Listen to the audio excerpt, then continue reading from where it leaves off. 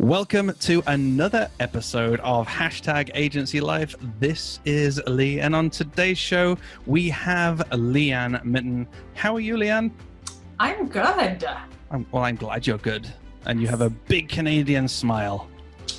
Look at that big... For anyone who is listening to the podcast, remember you can watch Hashtag Agency Life on agencytrailblazer.com/YouTube. And don't forget to subscribe as well, because the more subscribers I get, I think that makes me a YouTuber as well. And I'd love that. That would be really cool. That's completely selfish of me, I know, but go ahead and hit subscribe. But today is not about me. Today, Leanne, is about you. And we're going to go through our lightning round of questions to learn all about your agency. And the first question is, what is the name of your agency and what do you do? So the name of my agency is Norlink, and I build websites for small businesses and entrepreneurs. Awesome. And if we were all going to buy a birthday cake or presents, when's your birthday of the business? It's actually a little bit of a complicated one. Good. Tell us. And I know it, but tell us anyway. Yes. So you know it. Norlink originally started in about 1996. I started there in 97. I bought it in 2004. So if we're going to go with birthday, we'll go with the day that I registered the business name, which is March 3rd, 2004.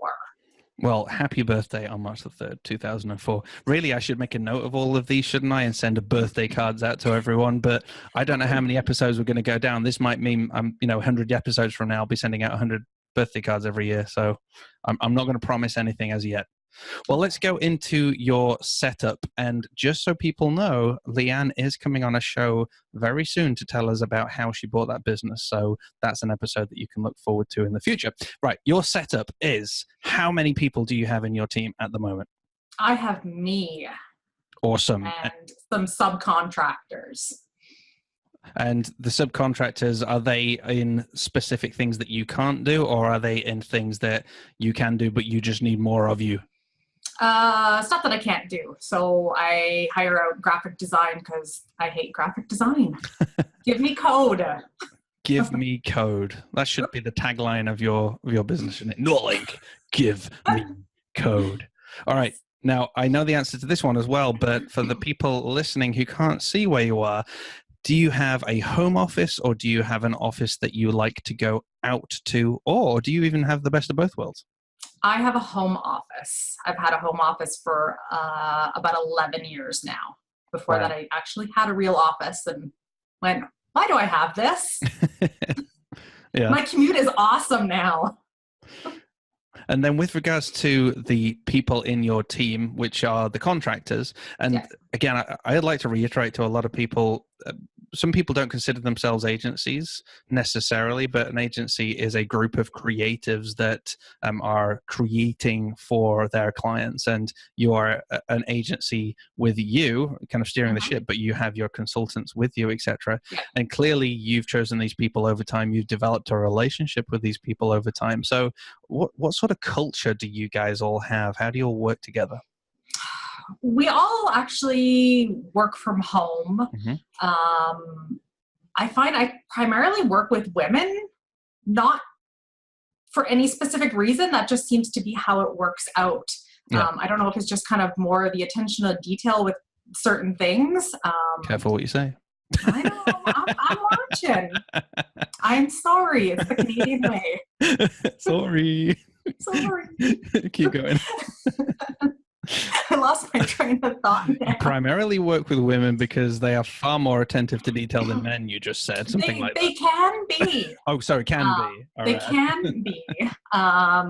But it's people who are very passionate about what they do. Yeah. So, I mean, my graphic designer, she is absolutely amazing. I can send her the vaguest information and she makes it look amazing. It's like, wow. I was like, that's cool. And, I've worked with some content writers over the years. I'm kind of just trying to find, someone to fill in that need right now. And I'm looking kind of for a couple other areas where I want to bring people in, but So be sure to connect with Leanne in the Agency Trailblazer Facebook group if you are a content writer, because she's looking to develop some relationships. And if you're a bloke, still apply. You never know. Still apply. I got no issues either way. No. I'm only messing with you. All right. So let's talk about your mission. And I would love to know, do you have a particular niche within your agency? I don't know.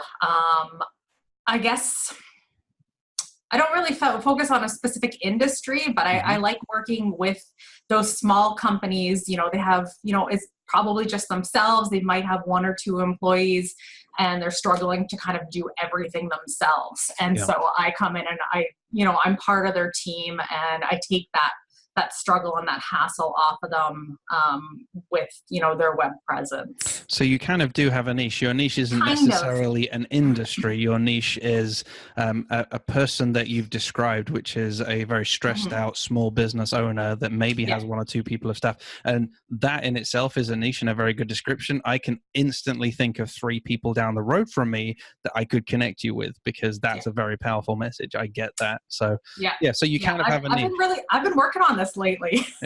No, that was good. I liked it. So I love how people think they don't have a niche, and then when they describe their ideal client, they can find something from that. Now, I think we've already started to touch on this, but what do you think the main problem is that you solve for those stressed out business owners? The main problem is that they're overwhelmed with everything that goes into a website, from choosing your domain name, finding hosting, what pages, what content to put in there, even, like setting up their email on their devices. I do a lot of that technical stuff for them. It kind of stems back to my days of doing tech support back at Norlink, and, is the modem plugged in kind of thing. Have you turned it off and back on again? Yep. I'm like, I hate answering that one, but I'm like, but sometimes it works. All right, so you're also outsourced IT for your clients as well. I am actually, Wow. Okay, I was joking, but you actually are. No, I kind of am. All right. The accidental IT person. Pretty much, yeah. Some of the stuff I can answer for them, and some I'm like, I don't know. I might call someone who does that hardware stuff. I think, though, it is very common. A lot of small business owners, they're struggling, like you said, with the web build, but also just technology in general. And your background, again, I know your background with regards to Norlink and everything. You've got a very technical background. So that's brilliant that you're able to help bridge the gap for people, help them with their emails and all the other stuff that most people have no clue about. It happens, it comes in. Great. Oh, I've got an email, but they don't have any clue about how any of that actually worked. All right. Well, let's talk about marketing. I would love to know how you generate leads as a business. Pretty much it's word of mouth and referrals. And it's almost always been that way. All right. Well, let's go back in time then. Word of mouth referrals, was that because of some networking, or how did you get those initial clients to build on those referrals? That's kind of hard to say, because that was almost from before when I even bought the business. When I bought the business, the clients already knew me. And then, so, it was an easy transition for them. I just went from employee to, hey, it's me. You're calling me up now. I do a lot of networking. I've been involved with a couple of different local networking groups, kind of here and there. And I'm trying to get out more into the community a little bit more. I kind of scaled things back when I had my son, and he's almost 8 now. And it's like, okay, it's time to get back out there and start building up the business. This isn't a question that's on this list, but it's something that I want to know right now. He said he's almost 8. My girl's 11, and I keep thinking, to me, she's still a baby. Do you have that feeling? Or has he got past the baby thing for you? He's kind of past the baby thing. He's a pretty independent kid, which is nice, because he comes home from school, usually, like, school's done at 3:00. That's when the bus drops him off. And he usually entertains himself for another hour while I finish up some work. Oh, he's cool. I try to hold myself back from mollycoddling Ella, so I'm like, just want to give her hugs. But anyway, all right. So back in the focus. Back for focus. Sorry, just intrigued. One parent to you're like, ooh, squirrel. Yeah, totally squirrel. And there's one in the background, I see. Okay, so there he or she is, to be gender inclusive. Right. So How this is fun. How do you, Leanne, measure success? For me, success is just knowing that I've taken that stress and that burden off of the client. And, I've produced this website that's going to help them to generate more leads for their business. Yeah. And I mean, as a single business owner, it's hard to wear all the hats. Yeah. So I know that, for me, success is knowing that, I've taken one of those hats off their head and, help them out. Absolutely. Now, isn't it funny? I've seen this as a constant pattern throughout all of #agency life. So far, people are measuring their success not based on money whatsoever, and yet we constantly get this flood of people stood in front of an amazing sports car telling you how you can generate hundreds of thousands of pounds through clients, etc. And yet all of us are saying, actually, our success is by helping someone, by seeing a smile on their face, family, whatever it is. It's just this constant thing. So I love this question because it is bringing out what is the most important to us in our lives. And it ain't dollars and cents, which are important to pay the bills, but actually those smiles and those lives that you're changing. Good answer, Leanne. 10 team points. Nailed it. #nailed it. All right.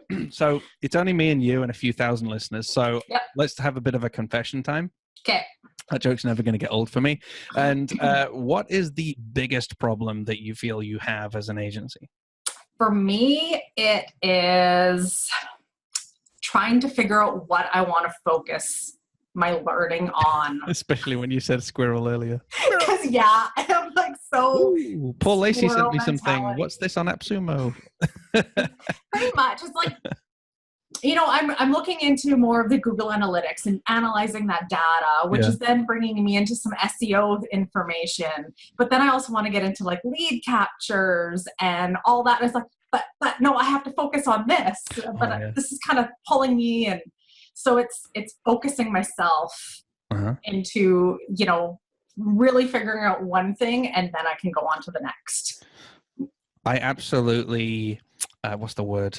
I agree. I've had this same problem. I'll give you something that's helped me and for anyone else who's struggled with this. What we now have is a daily task lists of things that I need to get done. Some certain things scored more or less important, stuff I absolutely have to get done. And I've been using the Pomodoro technique. So on Windows, love that technique. On Windows, there's a Focus 10, I think it's called, which is a timer, which I've been using. And then on Mac, I think there's one called Tomato something or Tomatify. Google it. If I remember, I'll throw it in the show notes. And that'll allow you to do 25 minutes on one of those tasks and then take a 5-minute break. But I'm totally with you on the rabbit hole as well of if you look at Google Analytics and then you're like, SEO, maybe I should be doing this. And then you go off on a tangent. Yeah. And you forget. Well, they all kind of interconnect too. Exactly. And it's like, well, where do I stop? And the funny thing is you are a small business owner on your own, wearing many hats, and you help the same people. Yes. So what you need is someone to come and help you with those. Okay.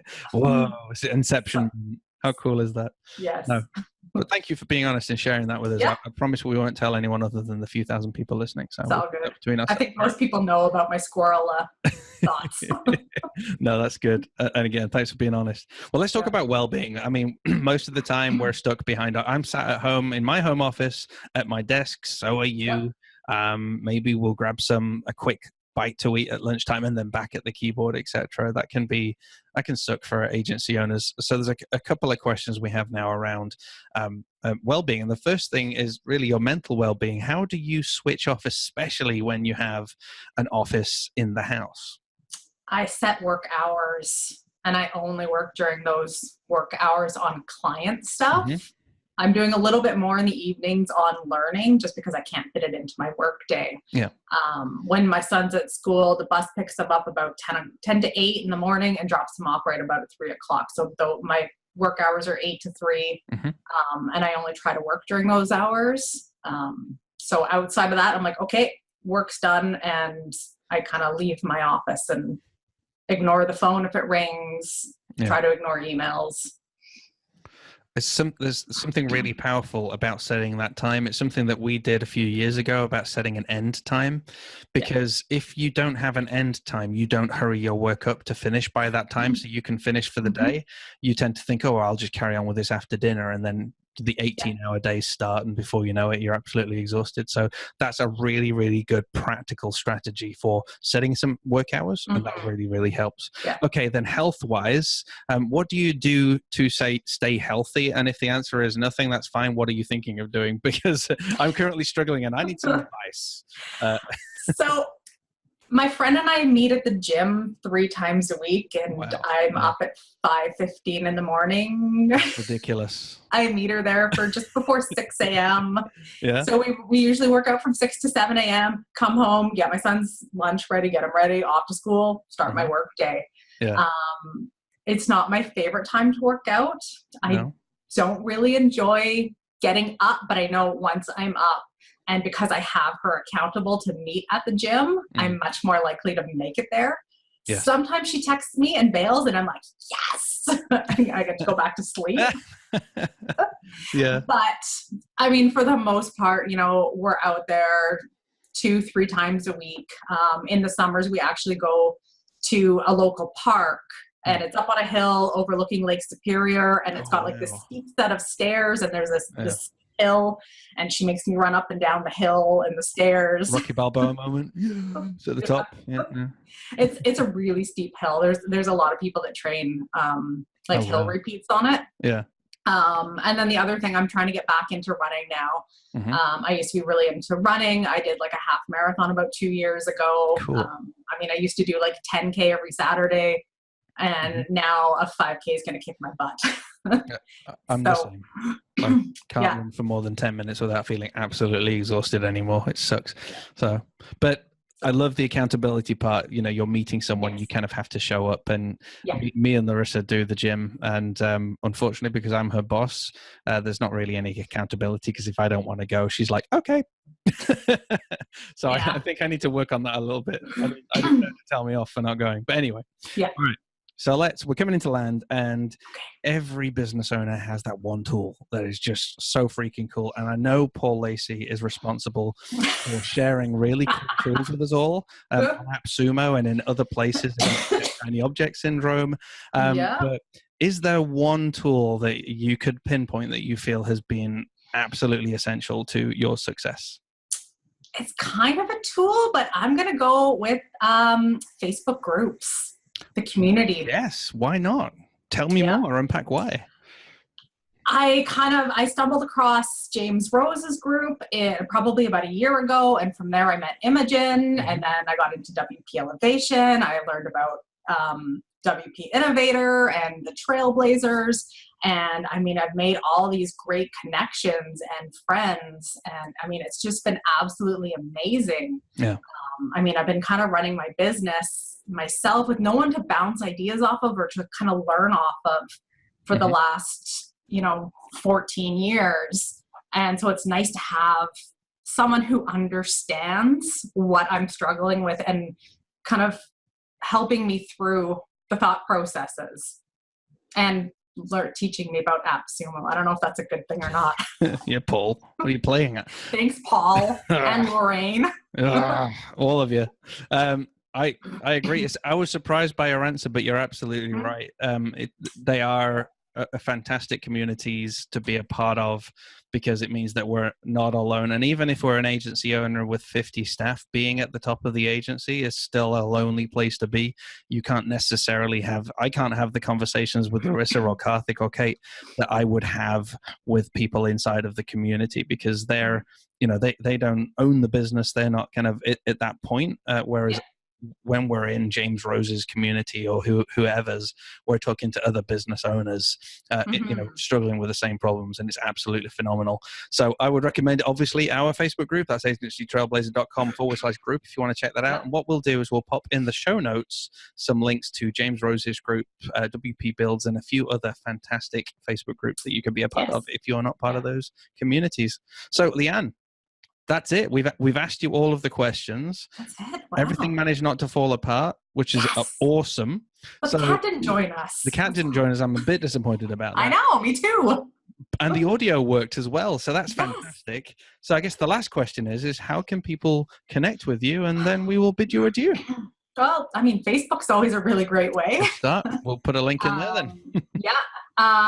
So Facebook and Twitter, and if you're a knitter, I'm on Ravelry. And I still need. I introduced you to my friend at Shiny Bees. Yes. We'll put if you're a knitter, if anyone is watching Knitter Shiny Bees podcast, we'll put a link down below as well.